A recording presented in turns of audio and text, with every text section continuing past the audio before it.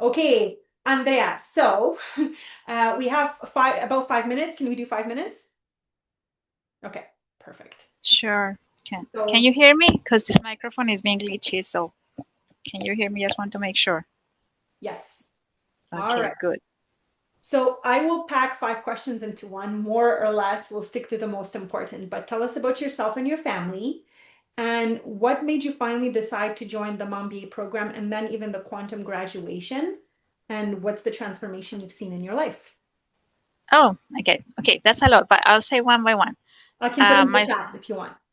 Okay, so about myself, I'm an engineer. I'm a recent mom. I have a 2-year-old now, and um, I have been working in my engineering field, and I strive for my career really hard. So, what the second question was, what made me join the program?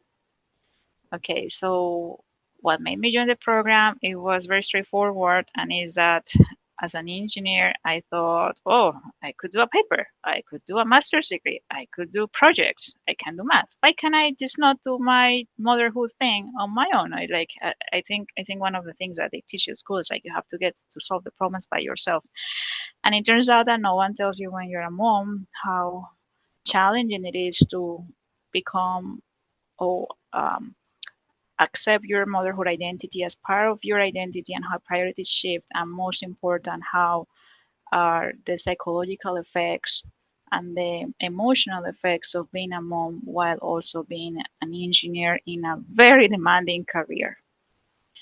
Uh, I was wrong. I was very wrong thinking that I could do it on my own or that I could figure things out. Probably, yes, I could have, but I'll have paid the price. And the price is on things that money cannot buy. And what that means is like probably a more stressful life. I was under a lot of stress and pressure because everything could become overwhelming. So today's session about being and making things simple is really helpful because it keeps you perspective to consider what is important, right? So that was the first one. So I was getting very stressed. I was probably burning out, but I didn't know because I didn't know what burning out was until I met Kenya. And also, I felt very alone at my workplace. I know there are mothers, but I don't want to victimize myself or anything. It's just I didn't feel understood. And I'm a woman, and I was always, let's say, an advocate for women at the workplace and equity. But being a mom is a whole totally different new layer of complexity and dimension to your roles, right? You stop being just a woman and an engineer, you're also a mom that has all other things going on your plate. It's like balancing act. So I felt very understood when I came to these workshops and I came to Kenya. It's like finally someone gets what I'm going through because you can talk about it as much as you like, but until you are not in the process, you don't get it. And this is something I start to experience. So a lot of those reasons, I mean, thinking about them made me join the program because I was thinking, okay, an investment right now could look like probably significant given that maybe I'm not thinking about it right away. I didn't plan for this, but long term, I remember your session the first day talking about the cost. I was thinking there's no price on me getting a very sour back pain out of stress or getting my migraines out of stress. My health is invaluable because it's my biggest asset to work. And I remember you had a class on that, on your assets, right? And health is one of the most important ones. My time figuring things out is not coming back. I can figure things out, but I'm going to pay a hefty price and I'm not coming back. And I'm going to feel very lonely in the process because a lot of people are not going to understand what I'm going through. So when I saw all this, I was like, this is a no, how to say, a no brain solution. Like I was like, pros and cons in one balance. And I was like, and I saw all the people that was attending the community, and I was like, there are amazing women here. There's something into it. And I have a close friend that went to the program and I came and asked her and I was like, yeah, this is real. Like this is no wacky wacky conversation, right? As an engineer and a scientist, you're always looking for proof and validation and demonstration. And probably in the career they always say demonstrate why you should earn a raise, why you should earn a degree, why do you should. So when I saw all these proof of a lot of amazing women that are in the community that are achieving results, I was like, they are doing something that I'm not. and I want to see what it is, and also ties to uh, coming back to my investment on myself, on all these issues that I'm going to probably tackle right now. Uh, is a no-brainer. So that was like, you invest on a master's, you invest on courses, professional development programs, you invest on a P.Eng and P.Eng fees, you invest on your professional development, whatever, right? You go for conferences and trips. Why not invest on yourself? Something that is coming like ROI that you cannot measure because it's incredibly valuable. So that's why I joined. Hopefully that explains it. Uh, so that's one of the questions that probably I answered correctly. The second one was about uh, what was it was like what the shift. It was the transformation and the results, if you have time, because I know you have to go in 1 minute. No, it's okay. It's okay.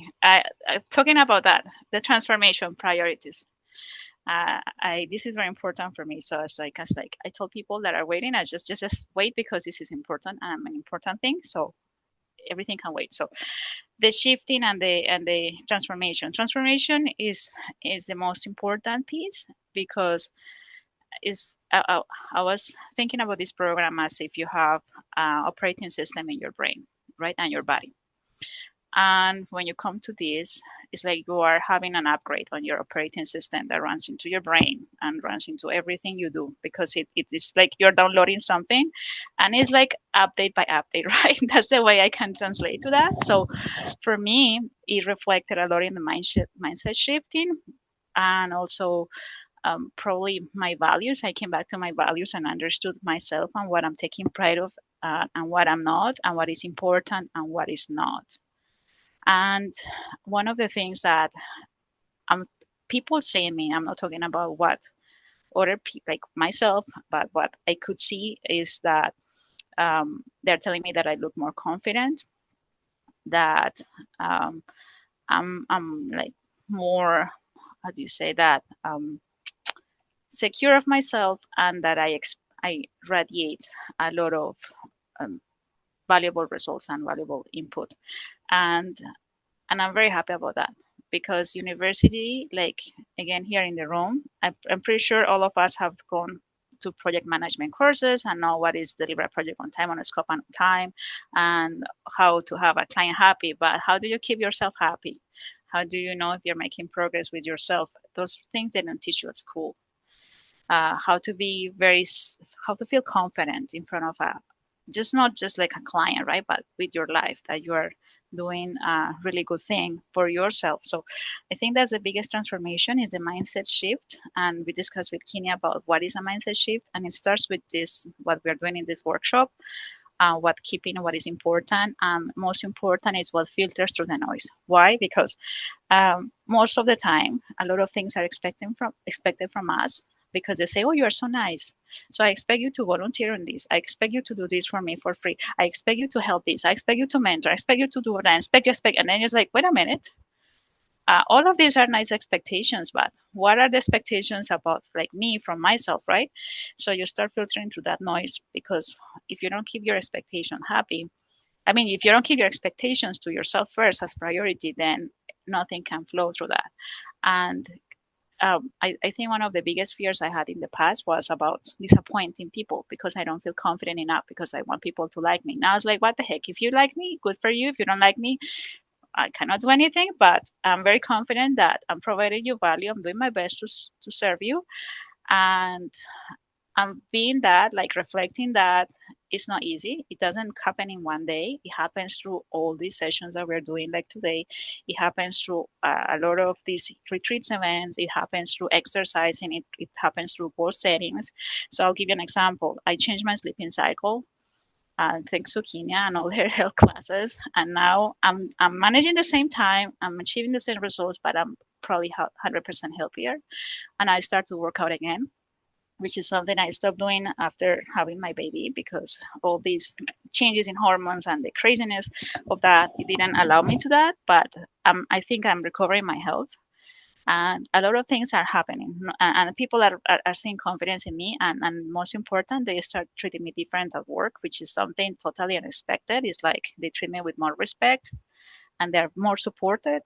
I mean, I feel more supported, and achieving amazing results also from clients saying that they love my work. It's just they don't just like it, they love it. And I think it's because of the radiation of confidence, but that confidence doesn't come from probably you can see the difference between the masculine confidence. It comes from a feminine confidence in that like you're worth it, and you're worth you're how do you say you're worth it no matter what, right? That's where it comes from. It comes from a good place. And long story short, I'm very happy. I'm very happy to have met Kenya, to have met the community, and to feel understood, um, to feel that I'm not the only one through this process, and to know that there's a place in which I could find a lot of resources on how to change my operating system in my brain. And I feel like every time I come through these workshops and events, every time Kina says something, I'm in, because it's like you're doing an upgrade, right? Like when you turn on your computer and it says, restart your software, like we're going to restart your computer and I'll do upgrade before you shut up. So I was like, okay, I'm doing that every time I join Kenya on my mind, and it's starting to show. So hopefully I answered your questions. Uh, and if there is something else, please let me know. Yeah. Andrea, when I receive your updates, I just have tears in my eyes. And again, your business is growing, your confidence, and I see an enormous mindset shift. You used to feel so trapped in your circumstances. And I said, shift your mindset and things are going to change. And people are treating you completely differently. I want to say it's magic, but yes, it's magic, but there's a process. There's a process to shifting your thoughts, to be willing to see things differently, to argue for your greatness, not your limitations. Because most people around us want to give us the excuse why they can't. In this community, we stand for what you can. Even when it's hard, I'm not going to tell you this journey is always easy. Come on, that would be silly. And yes, there are bumps along the road, but we get up faster. We don't wallow in the pain. So I can guarantee you that if you show up for the results, I will hold up the highest version of you. I will hold up the highest version of you, right? There's 50-ish women who have gone through the program. We put a lot of case studies, so the proof is there. If you show up, if you do the work, let's 10x your health, your wealth, your family happiness, one at a time. Let's start with the riverbanks. Okay, thank you, Andrea. Thank you for making this a priority. And I know you had an appointment. So I need to wrap up the last letter of the simple for those who are watching, and that's your homework. Yeah, go ahead. I'll tell you something interesting. It's a priority for me, and because I make it a priority, even the most important people, they wait for that and understand it. Like it's amazing, right? I couldn't believe that could happen. Like I could tell people in authority, like, wait a minute, something important, don't bother me right now. So it's amazing the shift. So I just want to say, like, it's something I couldn't believe it was going to happen. That's And all. I'm glad. I had a few conversations with you and you finally joined, and I was like, yes, yes. It took a little bit of tickling. Oh, that's a bad analogy. It took a little bit of conversations, right, to get there. And so we got there. Thank you. I'm so honored to work with you and every person here, like truly.